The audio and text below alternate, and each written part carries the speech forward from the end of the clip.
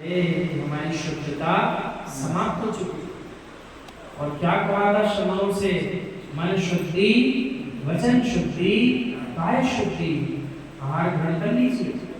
और पता चला ना तो आपकी पर्याय शुद्ध थी, ना आपके वस्त्र शुद्ध थे और ना आपका वाणी और मन शुद्ध था। इस मायाचारी के छल के साथ, इस मायाचारी परिणाम के साथ जीव ने उत्तम शौच धर्म में प्रवेश किया।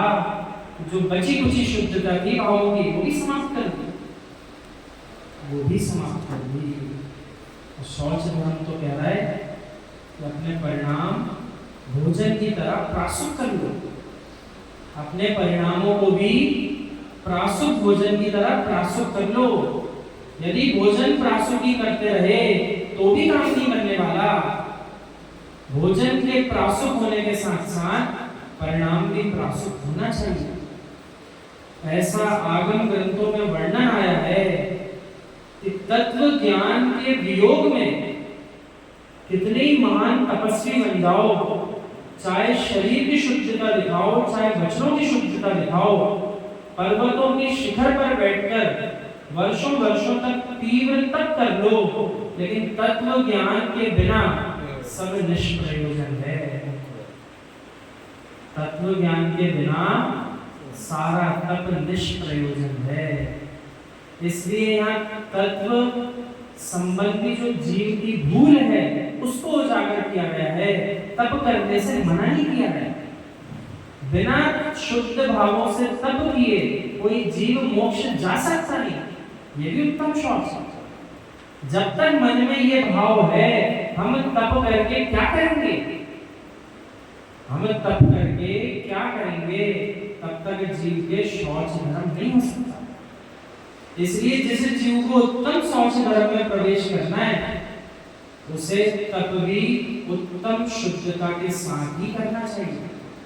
आचार्य भगवान समझाते हैं कोई भी तप आप तप रहे हो उसके पीछे प्रयोजन क्या था ये तो पता कर लेते कि उपवास, ये एकासन, ये रस परित्याग, ये वृत्ति परिसंख्यान आदि आदि जो तप बताए 12 प्रकार से, ये कर क्यों रहे हैं? इस बात की शुद्धता तो मन में ला नहीं पाए, मात्र दूसरों को दिखाने के लिए अपन सारे तप करते रहे, तो मुक्ति प्राप्त कर पाएगा? नहीं कर पाएगा।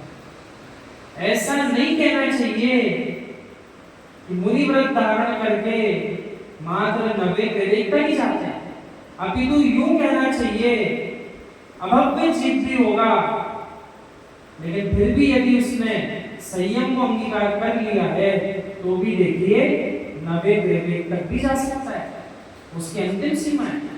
तो सोचिए जो भव्य जीव पूरे भावपूर्वक उत्तम शुद्धता के साथ इस रत्नात्रय धर्म का पालन करेगा तो क्या 90 क्रेडिट में उठ जाएगा कि उसके ऊपर सिद्ध शिला में जाकर विराजमान हो जाएगा? कहाँ पहुंच जाएगा? सीधे सिद्ध शिला। और ऐसा मानिए 14 राजू प्रमाण जो अंतिम अवस्था जीव की है सिद्ध शिला की, वहां पहुंचने वाले जीव भले आप अनंतानंद सुनते हो, लेकिन वो अनंतानंद जीव भी नीचे 14 राजू जो बचा हुआ है उसमें विराजमान अनंतानंद जीवों के सामने ऐसा है जैसे सागर में एक बूंद हो। आप समझ रहे हैं क्या क्या होना तो है?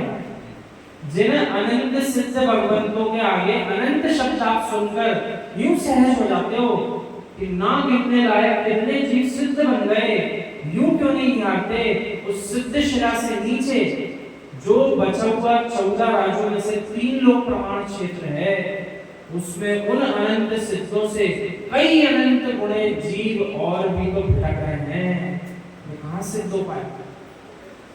यूं ही मानो जितने जितने ऊपर जाते जा रहे इस 3 लोक की रचना में उतने ही जीवों की संख्या कम कम होती जा रही है, और जितना राजू प्रमाण नीचे की ओर जा रहे हैं उतने ही अधिक भद्र अभद्र मिथ्यारसी जीवों की संख्या बढ़ती चली जाएगी।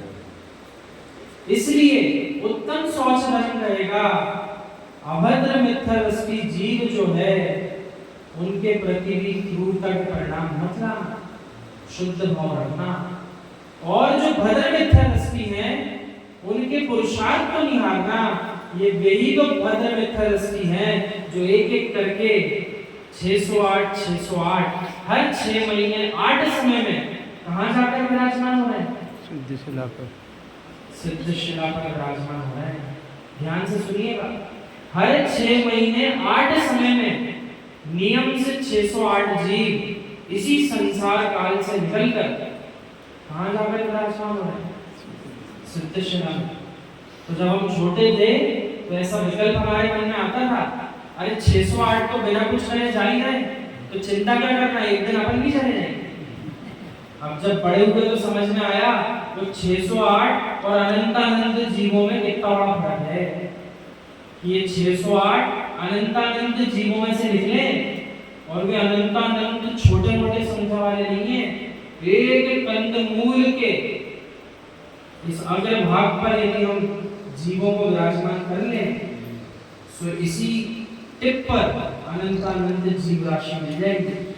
अब सोचिए पूरे विश्व में कितना कंदमूल, कितनी वनस्पति, कितने एक इंद्री, दो इंद्री, तीन इंद्री, चार इंद्री, पंच इंद्री।